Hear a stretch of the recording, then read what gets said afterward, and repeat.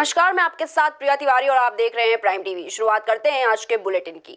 Lucknow university के 100 साल पूरे हो गए हैं। शताब्दी समारोह को खास तरीके से मनाने के लिए 19 से 25 नवंबर तक 7 दिनों तक कई कार्यक्रम होंगे।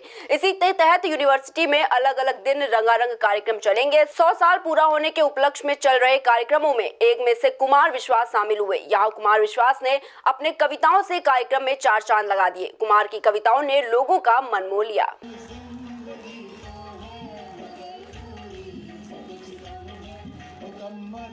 बस्ती में सपा के प्रदेश अध्यक्ष नरेश उत्तम ने प्रेस कॉन्फ्रेंस में भाजपा सरकार पर जमकर हमला बोला। यहां सपा के एमएलसी प्रत्याशी अवधेश यादव को जिताने की अपील करते हुए नरेश उत्तम ने चुनाव प्रक्रिया पर सवाल खड़े किए। सरकार पर निशाना साधते हुए नरेश उत्तम ने कहा कि 2022 में जनता बड़ा परिवर्तन कर प्रदेश में सपा सरकार बनाएगी। इस दौरान सपा जिलाध्यक्ष महेंद्र नाथ यादव, एमएलसी प्रत्याशी अवधेश यादव सहित कई कार्यकर्ता मौजूद रहे। प्रदेश अध्यक्ष समाजवादी पार्टी है। आप सभी पत्रकार भाइयों का धन्यवाद और विशेष करके जिला अध्यक्ष जी का धन्यवाद जिन्होंने मुझे आपसे वार्ता करने को मौका दिया। हमारे आने का मकसद साफ है। गोरखपुर फैजाबाद सीट का शिक्षक एमएलसी का चुनाव हो रहा है। गोरखपुर फैजाबाद शिक्षक एमएलसी समाजवादी पार्टी के उम्मीदवार हैं अवधेश कुमार यादव, जो हमारे दाहिने बैठे हुए हैं। देखिए, बीमारी तो है, पूरे दुनिया में है, लेकिन बीजेपी इसको राजनीतिकरण कर रही है। मध्य प्रदेश की सरकार बनाने में कोरोना के नियमों का पालन नहीं हुआ। बिहार के चुनाव कराने में सरकार के मंत्रियों ने, सरकार के नुमाइंदों ने कोरोना कोविड के नियमों का पालन नहीं किया।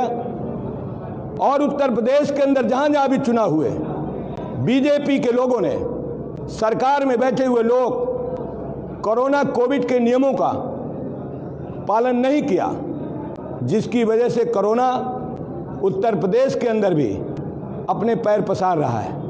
ये हम सब के लिए चिंता का विषय है। उत्तर प्रदेश में बेटियां सुरक्षित नहीं हैं।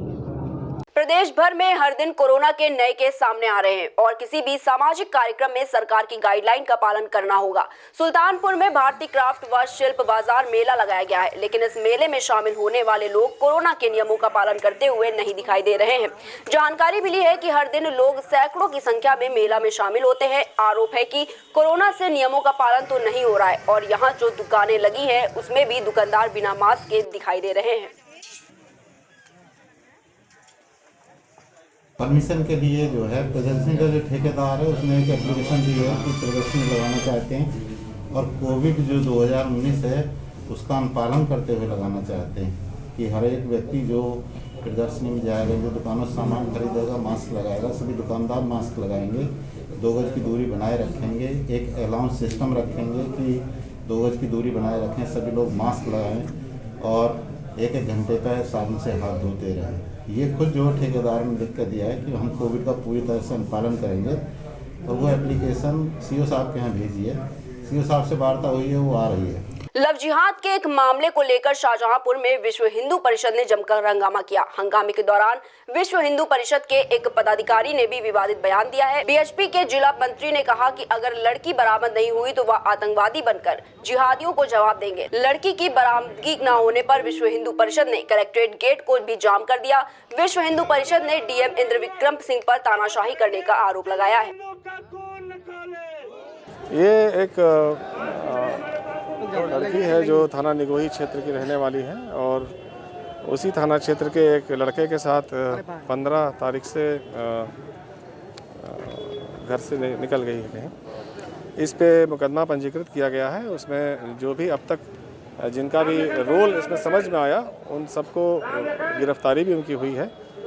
साथ में हम लोग बिल्कुल जितने भी डिजिटल एविडेंसेस हैं उसके आधार पर कार्रवाई लगातार कर रहे हैं और जो बच्ची है उसके परिवार वालों को भी लगातार इस कार्रवाई से अवगत भी करा रहे हैं। प्रयास में कहीं कोई कमी नहीं है, लेकिन दुर्भाग्यवश अब तक हम लोग ऐसी स्थिति में नहीं पहुंच पाए कि हम लोग एग्जैक्ट उनका लोकेशन ट्रेस कर पाएँ, लेकिन हमारी ओर से लगातार प्रयास जारी है और हमें विश्वास है कि हम लोग जल्दी ही उसको बरामद कर लेंगे। राजस्थान राजस्थान के जालौर से आए 2 कपड़ा व्यापारियों को सहारनपुर में बदमाशों ने घेर लिया। बाइक सवार 3 बदमाशों ने दोनों व्यापारियों के साथ घर में घुसकर लूटपाट की। तमंचे के बल पर व्यापारियों को बंधक बनाकर बदमाश लूटपाट करते हुए फरार हो गए। इसके बाद घायलों को इलाज के लिए अस्पताल में भर्ती करा दिया गया है। वही घटना की जानकारी मिलते ही एसपी सिटी और क्षेत्राधिकारी भी अपनी टीम के साथ मौके पर पहुंच गए। देखिए, ये किशनपुरा में 2 व्यक्ति जो कि राजस्थान के रहने वाले हैं और यहाँ पर उनके द्वारा बताया गया कि वो कपड़े का सैंपल लेकर के आते हैं, यहाँ पे व्यापारियों को दिखा करके अपने मालिक को भिजवाते हैं और उस पर फिर आगे कार्रवाई होती है। तो इनका कहना ये है कि आज ये लगभग 4:30 बजे आए और उसके बाद मार्केट में चले गए थे। जब लौट के आए हैं तो इनका कहना है कि इस घर में जहाँ ये रहते हैं यहाँ पे कुछ लड़के घुस आए और उन्होंने इनको मार पीट के और इनसे कुछ पैसा वैसा छीन लिया है। इसके संबंध में जो है यहाँ पर आकर के जो है तफ्तीश की जा रही है। कानपुर देहात में सरकारी क्रय केंद्र में अनियमितताएं कम होने का नाम ही नहीं ले रही हैं। आरोप है कि बिचौलियों के खिलाफ कार्रवाई नहीं की जा रही है और छोटे किसानों का धान क्रय केंद्र में खरीद भी नहीं हो रहा है। किसानों की परेशानियों को देखते हुए डीएम ने क्रय केंद्र का औचक निरीक्षण किया। निरीक्षण के दौरान किसी भी धान क्रय केंद्र में ना तो कोई छोटा किसान मिला और ना ही क्रय केंद्र में किसान का धान खरीदता मिला। अधिकारी ने किसानों की समस्या का हल जल्द से जल्द ढूंढने को कहा है।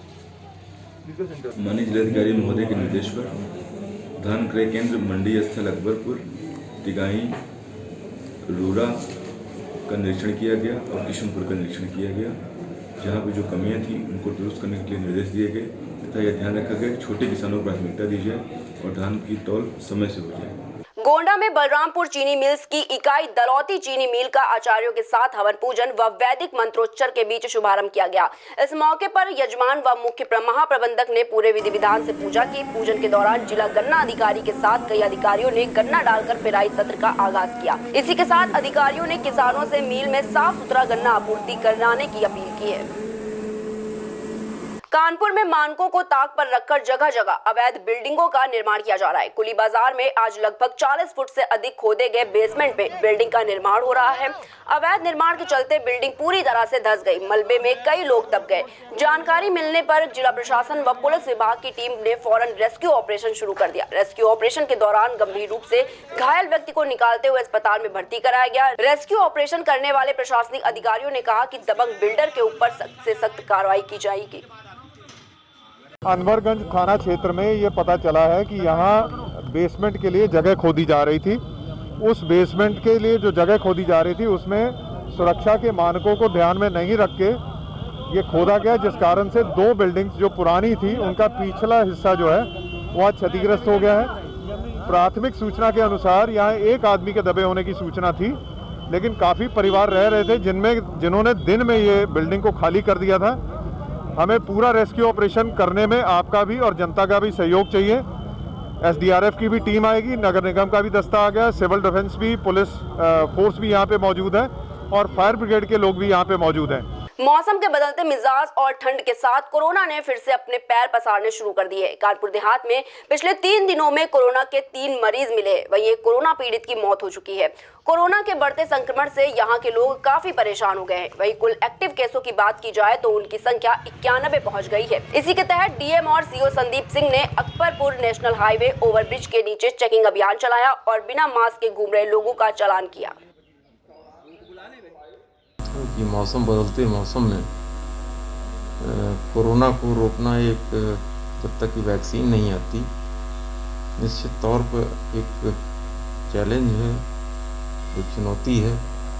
लेकिन मुझे कानपुर देहात की जनता पर और पत्रकारों पर पूरा विश्वास है कि उन्होंने कोरोना काल में बहुत अच्छा प्रचार प्रसार करते हुए जनता को इस बात से पूरी तरीके से अवगत कराया है कि कब हमको क्या करना है। और मुझे आंतरिक तौर पर ऐसा लगता है कि शायद आप लोगों के सहयोग की वजह से ही हम लोग इस स्थिति में आ पाए कि आज की तारीख में हम लोग अन्य जनपदों की तुलना में काफ़ी सुरक्षित हैं। औरैया के नगर कोतवाली इलाके में दवा की दुकान में भीषण आग लग गई। भयानक आग की वजह से दुकान में रखी लाखों की दवा जलकर खाक हो गई। लोगों ने आग की जानकारी फायर ब्रिगेड की टीम को दी। कुछ देर बाद फायर ब्रिगेड की टीम पहुंची, जिसके बाद सारा सामान जलकर खाक हो गया। बताया जा रहा है कि शॉर्ट सर्किट की वजह से दुकान में आग लगी है।